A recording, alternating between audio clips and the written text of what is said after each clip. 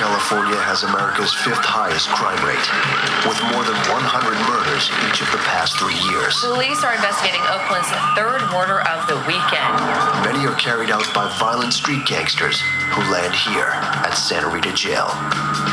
It's the first stop for the accused on their way to trial, but with thousands of repeat offenders coming through the door each year, it also serves another purpose.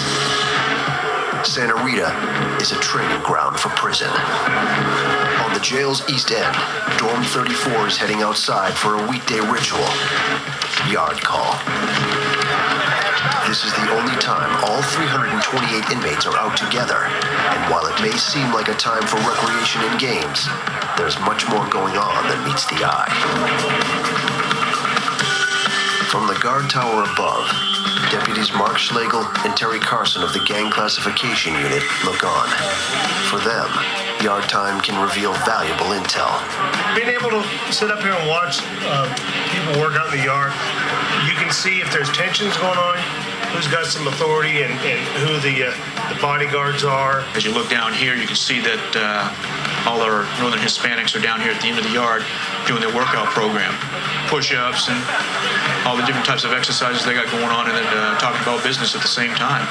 And they're positioned in certain places to keep an eye out of what's going on, you know. If you look down there, you see a guy, he's all by himself, standing by them pull-up bars right down there. See how he's standing there with his back to them guys working out? He's standing guard. The yard is all about territory. Different gangs carving up their own sections, their own turf. Norteños control the handball courts. Black gangs rule the basketball courts, and other Latinos on the volleyball court. And the yard has a strict set of rules set by group leaders, like former skinhead Brian Curlis. You have every faction out there. You have Black, BGF, Blood, Crip. You got the Northerners and the Southerners. You got Whites. I don't want to deal with nobody else, no other race. They're not going to get in my way. You're not going to step on my game.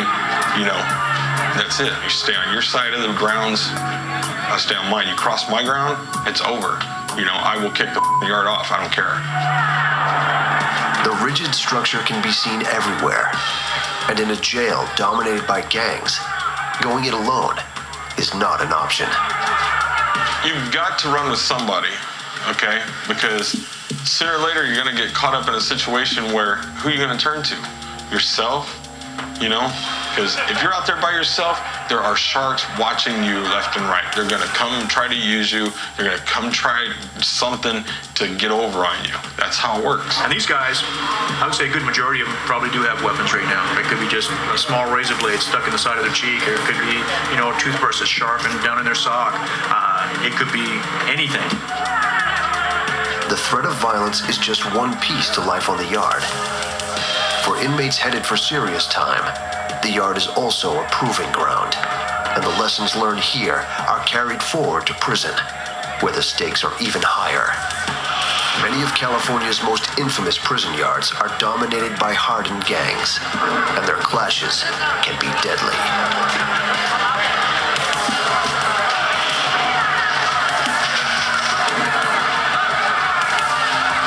Even in this seemingly chaotic environment, the rules of engagement are strict and clear.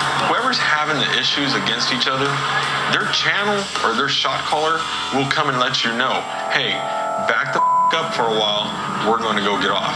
If you want to get involved, let us know. You have to know who's who over or who's helping who out to know when it's going to jump off. But you can pretty much tell. I mean, you'll see it. You'll see the grouping up. You'll see everybody getting in position. And then next you know, it's mayhem. This riot at California's Pelican Bay prison starts after tensions built between rival gangs. The fight lasts more than half an hour as corrections officers try to regain control. In the end, more than 30 inmates are injured. The threat is always there. You could walk past some guy and look at him just like, the sun be in your eyes, and you look at him with your eyes like, and then he'll run up on you. What the hell are you looking at? Nothing. Oh, I'm not nothing. See, and it could go just a domino effect of, you're just saying the wrong things. The constant threat of violence has created a surprising trend in California. gang members behind bars are turning their backs on gangster life. They're called dropouts, and they make up more than half of the inmates in protective custody here at Santa Rita. And Brian Curlis is one of them. Leaving gang life behind is no easy task. Curlis is in on a parole violation and is waiting for his sentence, which means a return to prison.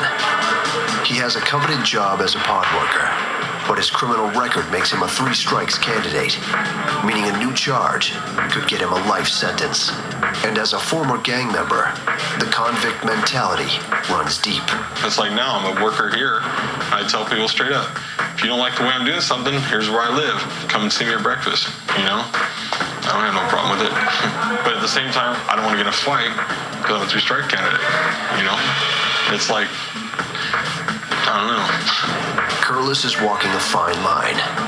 One slip could land him behind bars for the rest of his life. Up next, the convict code is taught at Santa Rita, and later, the jail tries to stop a hit by rival gang members. Then, violent gangs attack their own.